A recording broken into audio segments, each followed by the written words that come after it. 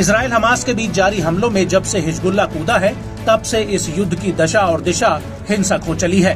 Lebanon के इस शक्तिशाली चरमपंथी संगठन को ईरान का जबरदस्त समर्थन हासिल है। यही वजह है कि इस समूह की ताकत का लोहा हर कोई मानता है। बीते साल 7 अक्टूबर के बाद से ही ये समूह इजराइल पर लगभग रोजाना गोलाबारी कर रहा है।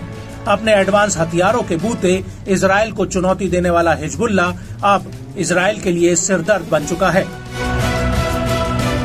हिजबुल्लाह के बढ़ते हमलों के बीच इजराइल ने लेबनान पर भी हमले की तैयारियां तेज कर दी हैं। पीएम नेतन्याहू के बाद सैन्य अधिकारियों की ओर से आ रहे बयानों से ऐसा संकेत मिलने लगा है कि इजराइल हमास के साथ साथ हिजबुल्लाह से भी सीधा भिड़ने वाला है। वहीं हिजबुल्लाह ने भी करारा पलटवार करने और इजराइल को सबक सिखाने की धमकी दे डाली है। इन सब के चलते अमेरिका और पश्चिमी देशों समेत अरब देशों ने भी हिजबुल्लाह की उग्र कार्रवाई के चलते आतंकवादी संगठन घोषित किया हुआ था।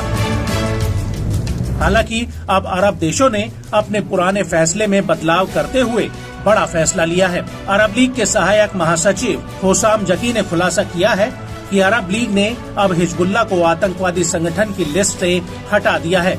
अरब लीग के पिछले फैसलों में हिजबुल्लाह को एक आतंकवादी संगठन के रूप में लिस्टेड किया गया था, जिसके कारण हिजबुल्लाह समूह से सभी कम्युनिकेशन को खत्म कर दिया गया था। मगर अब लीग के सदस्य देश इस बात पर सहमत हुए हैं कि हिजबुल्लाह पर आतंकवादी संगठन का लेबल अब नहीं लगाया जाना चाहिए।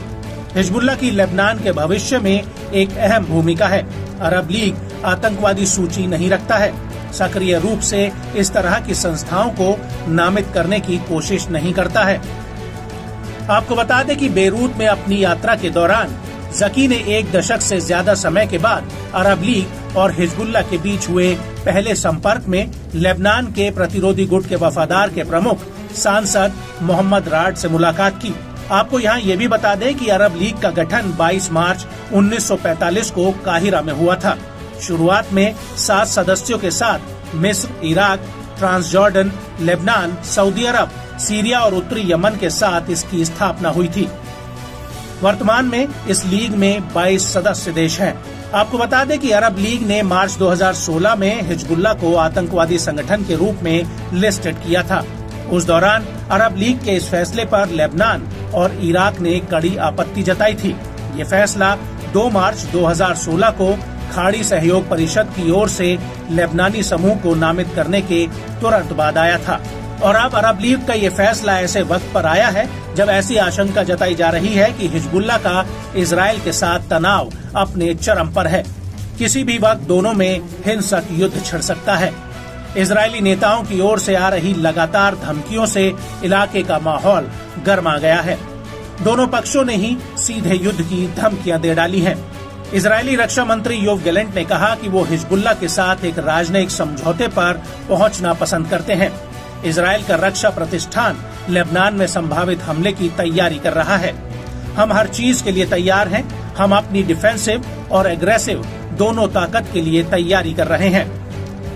ऐसे नाजुक मोड़ पर लीग का ये फैसला काफी हद तक हिजबुल्लाह को अप्रत्यक्ष रूप से समर्थन करने वाला माना जा रहा है।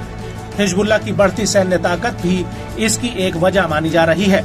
लेबनान पर जिस तरह से हिजबुल्लाह समूह का कब्जा बरकरार है, जिसका असर भी अरब देशों के इस फैसले पर साफ तौर से देखा जा सकता है।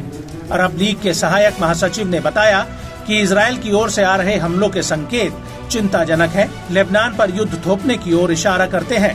अरब लीग इसके खिलाफ है।